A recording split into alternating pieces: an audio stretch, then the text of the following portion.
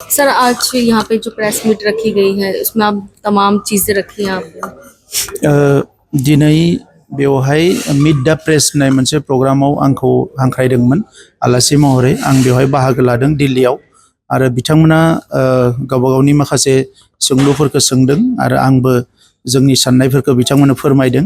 आङो बेखौनो मिथिनो लुबैदोंमोन जे दिल्लीयाव थानाय जे मिडिया आरो दिल्लीनि मानसिफ्रा जोंनि इश्यूसफोरखौ बोरैहाय आथिखालाव सानो आरो बोरैहाय बिथांमोना बिजिरो।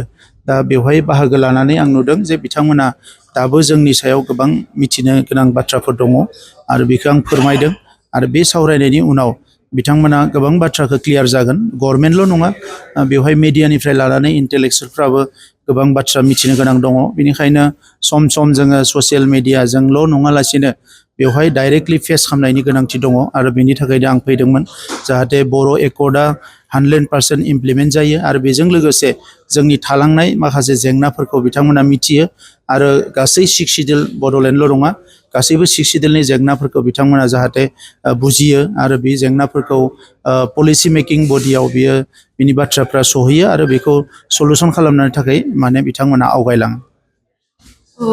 युवाओं के लिए, महिलाओं के लिए, बच्चों के लिए विशेष भावे जों अलरेडी जोंनि आइजोफोर जौगानायनि थाखाय, फरायसाफोरनि थाखाय, लाइमोनफोरनि थाखाय आरो लोगोसे जोंहा जिफोर इसे डिजेबल बिदा फंबायफोर दङ बिसोरनि थाखायबो जों गोबां पलिसि लादों आरो बे पलिसिफोरनि गेजेरजोंनो जोंनि ओनसोलाव जोङो बे गुबुन गुबुन सेक्सननि सुबुंफोरखौ जौगाहोनायनि थाखाय माखासे खामानि मावनो हागोन आं बेखौ बिजिरो।